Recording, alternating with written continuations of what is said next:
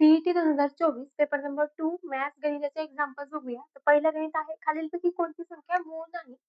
तर आता इथं या संख्या दिलेल्या आहेत 431, 437, 557 आणि 571. तर आता या सगळ्या जर संख्या ऑब्झर्व केल्या तर या विषम संख्या आहेत. विषम संख्याला नेहमी विषम संख्यानेच भाग जातो. समसंख्यांनी बघायची गरजच नाहीये. तर पहिली 3 नी बघूया आपण. तर 3 नी बघण्यासाठी या संख्येची बेरीज करूया. 4 आणि 3 7 8. 8 येते बेरीज. तर 3 नी नाही जाणार या संख्येला.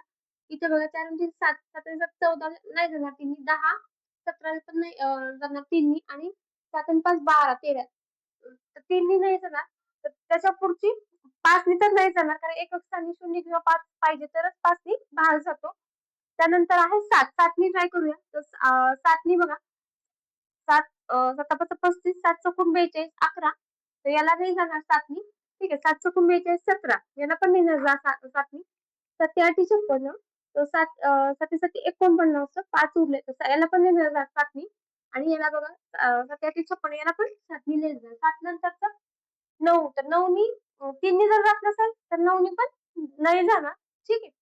त्याच्यामुळं 9 नी बघतच नाही मी. आता 11 नी बघूया. 11 11 33 उरले 10 उरतात. तर याला 11 नी नाही जाणार. 11 ते 33 याला पण नाही जाणार 11 नी. 11 पाशी याला पण नाही जाणार 11 नी. आणि याला पण बघा 11 पाशी 55 याला पण 11 नी जाणार. 11 पुढची कोणती विषम संख्या 13. 13 नी बघूया. 13 त्रिक 39 4 होतात. याला पण 13 नी नाही जाणार. याला बघा 13 त्रिक 39 4 उरले 47 नाही जाणार 13 नी. 13 चोक 52 52 3 उरतात 37 तर याला पण 13 नाही जाणार. आणि 13 चोक 52 उरते किती 5 51 याला पण 13 नी नाही जाणार. 13च्या पुढची 15 नी तर नाही जाणार. एकक स्थानी जर 5 असेल तर 15 नी जाईल. 17 नी चेक करूया. तर 17 17 58 किती उरतात बघा 51 5 उरले 6 61 नाही याला पण नाही जाणार 17. आता 19 नी चेक करूया. 19 एक 19 19 जुनी 38 तर 38 उरले किती 5 5 1 तर 19 19 एक नाही 19 एक 51 नाही 17 एक 51 याला पण नाही जाणार. 19 नी आता याला बघूया 19 नी. तर 19 एक 19 19 जुनी 38 उरले 5 आणि 19 त्रिक 57. ठीक आहे. तर ही एक जी संख्या आहे ती फक्त मूळ नाहीये. तर मूळ संख्या जर असं असेल तर तुम्हाला क्रमाने भागातच जावं लागेल. त्याशिवाय तुम्हाला पर्याय नाहीये पटकन काढायचा. ठीक आहे. तर पर्याय क्रमांक 2 येईल आपलं उत्तर. पुढचं गणित आहे वर्गमूळ 3 वजा 1 छेद वर्गमूळ 3 अधिक 1 बरोबर a अधिक b वर्गमूळ 3 तर a ची किंमत किती?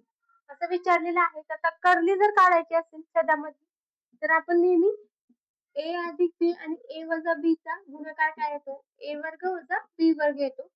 तर आता आपल्याला खालची कर्ली काढायची तर वर्गमूळ 3 अधिक 1 ला वर्गमूळ 3 वजा 1 नी गुणावं लागेल. मग आता याची व्हॅल्यू सेम करण्यासाठी अंशाला आणि छेदाला पण सेम नंबरने गुणावं लागेल. वर्गमूळ 3 वजा 1 नी गुणते मी दोघांना पण. वर्गमूळ 3 वजा 1 अंशाला आणि छेदाला.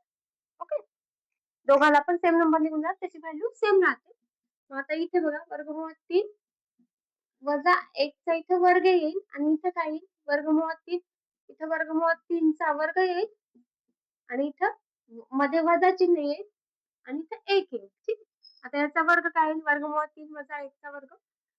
वर्गमूळ 3 चा वर्ग 3 वजा आता मधलं पद 2 गुणिले वर्गमूळ 3 येईल आणि लास्टचं पद अधिक 1 छेद आता इथे बघा वर्गमूळ 3 चा वर्ग 3 वजा 1 येईल. ठीक आहे. आता इथं बघा 3 आणि हे अधिक 1 इथं काय येईल? 4 वजा 2 वर्गमूळ 3 आणि इथं खाली 2 3 वजा 1. आता छेद सेपरेट करून घेऊया.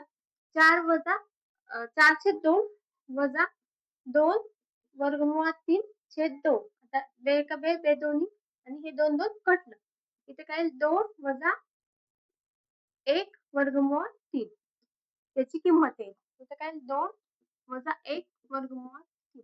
आता आपल्याला a ची किंमत विचारलेली आहे. a बरोबर किती आलं मग 2 आलेलं आहे. पर्याय क्रमांक 4.